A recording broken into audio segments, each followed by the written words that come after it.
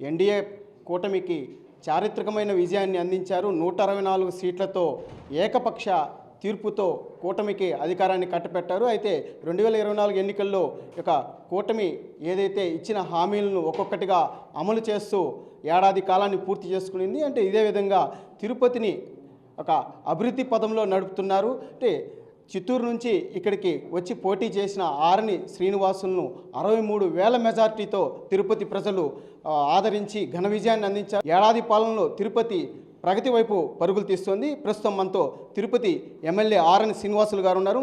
ఆయన అడిగి మరింత విషయాలు తెలుసుకుంటాం. సార్ చెప్పండి, ఏడాది కాలంలో తిరుపతి అభివృద్ధి వైపు పరుగులు తీస్తోంది. ఎలాంటి అభివృద్ధి కార్యక్రమాలను తిరుపతిలో మీరు చేపట్టారు? తిరుపతి నియోజకవర్గంలో గత సంవత్సర కాలంలో ఎన్నో అభివృద్ధి కార్యక్రమాలు చేపట్టాం. మొట్టమొదటిదిగా గత ప్రభుత్వంలో చేసిన అవినీతిని బయటపెట్టాం. వాటన్నిటిపైన ఎంక్వైరీ చేసాం. ఈ గత ప్రభుత్వంలో 5 సంవత్సరాలు తిరుపతి ఇన్నర్ సిటీలో, పాత సిటీలో ఒక అభివృద్ధి కార్యక్రమం కూడా జరగలేదు. ఆఖరికి గుంతలు కూడా పూడ్చలేదు. మేము చేపట్టిన 4 నెలలు 6 నెలల కాలంలోనే తిరుపతి పాత పట్టణం అయితేనేమి, తిరుపతి నియోజకవర్గ పరిధిలో ఉన్న రోడ్లు అయితేనేమి గుంతలు లేకుండా మరమ్మతులు చేయడం జరిగింది ప్రధానంగా. రెండోది, వర్షాలు పడితే మురుగు కాలువలు మొత్తం పూడిక మయమైంది. 5 సంవత్సరాల కాలంలో కనీసం ఒక్క కాలువలో కూడా పూడిక తీయలేదు. మా ప్రభుత్వం వచ్చిన 6 నెలల కాలంలో వర్షాకాలంలో వర్షం వస్తే మొత్తం నీళ్ళంతా రోడ్లో పొంగి పొర్లి వారం రోజులు 4 రోజులు పబ్లిక్ అంతరాయం కలిగింది.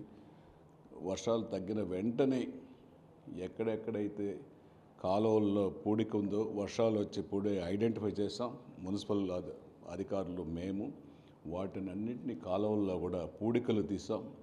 ఇంకా దాదాపు 40 నుంచి 50 కోట్ల వర్కులకు టెండర్లు పిలిచాం. డ్రైనేజ్ సమస్యలు ఎక్కడెక్కడ ఉందో అడచేసాం. మట్టి రోడ్లు ఎక్కడెక్కడ ఉన్నాయో మట్టి రోడ్లకు సిమెంట్ రోడ్లు వేసాం. దాదాపు 50 నుంచి 60 కోట్ల వర్కులు ఈ సంవత్సర కాలంలోనే పని చేపట్టడం జరిగింది. కొన్ని జరిగాయి, ఇంకా కొన్ని జరుగుతున్నాయి. ఇంకా కూడా 15th ఫైనాన్స్లో దాదాపు మొన్న కూడా 15 కోట్ల టెండర్ పిలిచాం. జనరల్ ఫండ్స్లో ఒక 10 కోట్లు టెండర్ పిలిచాం. ఇవన్నిటి కూడా ఎక్కడెక్కడ ప్రయారిటీ ఉందో ఎన్డీఏ కూటమి వార్డు ఇన్ఛార్జీలు, క్లస్టర్ ఇన్ఛార్జీలు వాళ్ళందరినీ కనుక్కొని ఎక్కడెక్కడ అవసరమో తిరుపతి నియోజకవర్గాన్ని అభివృద్ధి పదంలో నడిపించడానికి శాయశక్తులా కృషి చేస్తున్నాం. సార్, అంటే ప్రధానంగా టీడీఆర్ బాండ్లకు సంబంధించిన బాధితులకు ఒక్కొక్కరికి కూడా వాళ్ళ యొక్క వివరాలను సేకరించి వాళ్ళకు కూడా బాండ్లు ఇచ్చే ప్రక్రియ కానీ, అలాగే తిరుమలలో స్థానికులకు దర్శన భాగ్యాన్ని ప్రతి నెల కల్పిస్తున్నారు. అంటే వీటన్నిటిని ఈ ఏడాది పాలనలోనే మీరు ఏ విధంగా ముందుకు తీసుకెళ్ళారు? తిరుపతిలో అవినీతి తాండవించడం జరిగింది గత 5 సంవత్సరాల కాలంలో.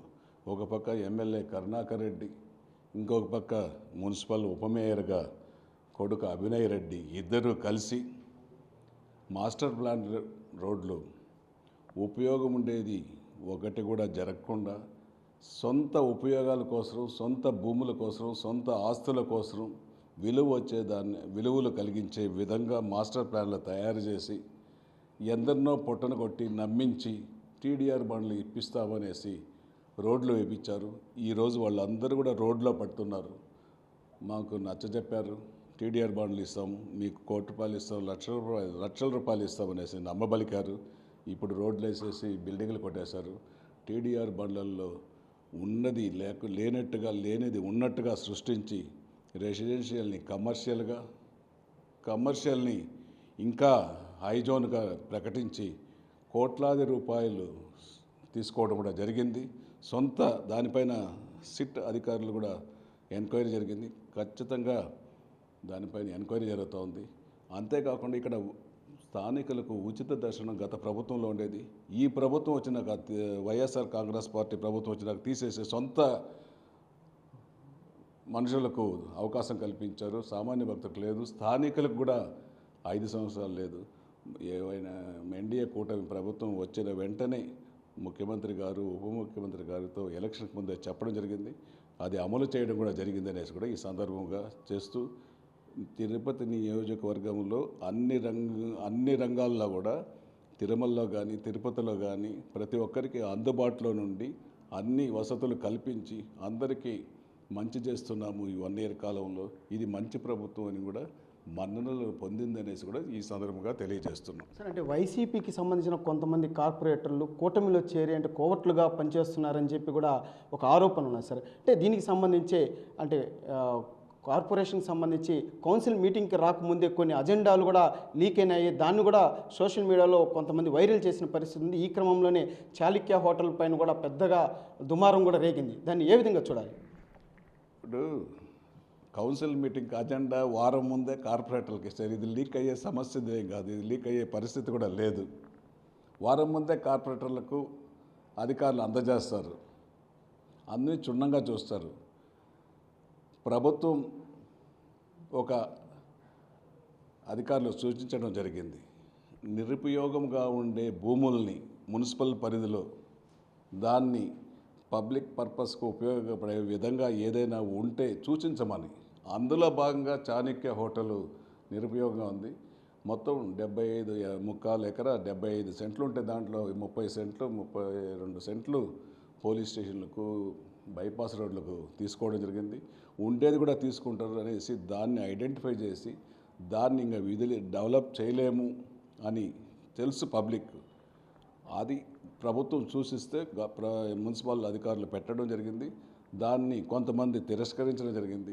నేను చెప్పిన ఈ ప్రభుత్వం మంచో చెడ్డో ఒక అజెండా పెట్టింది, దీనిపైన ఒక కమిటీ వేసి తిరుపతి నియోజకవర్గంలో ప్రజల అభిప్రాయాలు తీసుకుంటాము, కార్పొరేటర్ల అభిప్రాయాలు తీసుకుంటాము, ఉద్యోగస్తులు మేధావుల అభిప్రాయాలు తీసుకొని అంతవరకు కమిటీ నిర్ణయం తీసుకుంటామంటే మీ కార్పొరేటర్లే బల్లలో చరిచి ఓకే కమిటీ వేస్తాము పబ్లిక్ ఒపీనియన్ తీసుకుంటామని చెప్తే వాపసు పడేదే తప్ప నేను చెప్పి వాపసు పడలేదనేసి కూడా ఈ సందర్భంగా తెలియజేస్తున్నాం.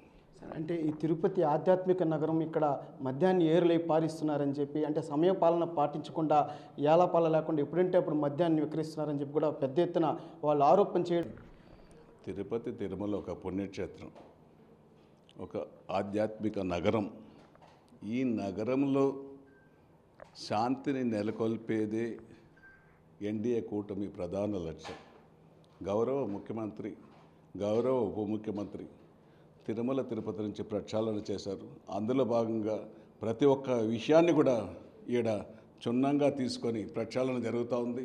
ఖచ్చితంగా కూడా ఇక్కడ మద్యం షాపులు మీ ప్రభుత్వంలో 24 గంటలు బార్లు మద్యం షాపులు తెచ్చుకోబెట్టుకున్నారు. మీకు జీర్ణించుకోలేక తెల్లవారితో ఉదయం ఒక షాప్లో గోడౌన్లో నుంచి సరుకు దింపుకుంటామంటే దాన్ని ఫోటో తీసి ఎన్డీఏ కూటమి ప్రభుత్వం ఉదయమే వైన్ షాపులు తెరుస్తుందని అపోహలు సృష్టించారు. కరెక్ట్ కాదు. కరుణాకర్ రెడ్డి, అభినయ్ రెడ్డి అనేసి కూడా ఈ సందర్భంగా తెలియజేస్తున్నా. తిరుపతి ప్రజలకు తెలుసు గత ప్రభుత్వంలో ఎలా జరుగుతుంది, ఈ ప్రభుత్వంలో ఎలా జరుగుతుంది. నువ్వు ఒకరు చెప్తే నమ్మే పరిస్థితిలో లేదనేసి కూడా ఈ సందర్భంగా తెలియజేస్తున్నాను. రాజకీయాల్లో హోందాగా వ్యవహరిస్తూ సుపరిపాలన అందిస్తున్న తమ పైన అనవసరమైన రాద్ధాంతం చేస్తూ ఆరోపణలు చేస్తున్నారని, తాము పూర్తిగా ప్రజలకు మెచ్చే విధంగా వారికి నచ్చే విధంగా తాము పాలన చేస్తున్నామని చెప్పి ఏదైతే ఎన్నికల ముందు ఇచ్చిన హామీలన్నింటినీ ఒక్కొక్కటిగా అమలు చేస్తున్నామని చెప్పి కూడా చెప్తున్నారు. అంటే తిరుపతిని కూడా ప్రగతి పదం వైపు నడిపిస్తున్నామని చెప్పి కూడా తిరుపతి ఎమ్మెల్యే ఆర్ఎన్ శ్రీనివాసులు మనతో పాటు చెప్పడం జరిగింది. కెమెరామెన్ సురేష్తో నారాయణ, మెగా 9 టీవీ.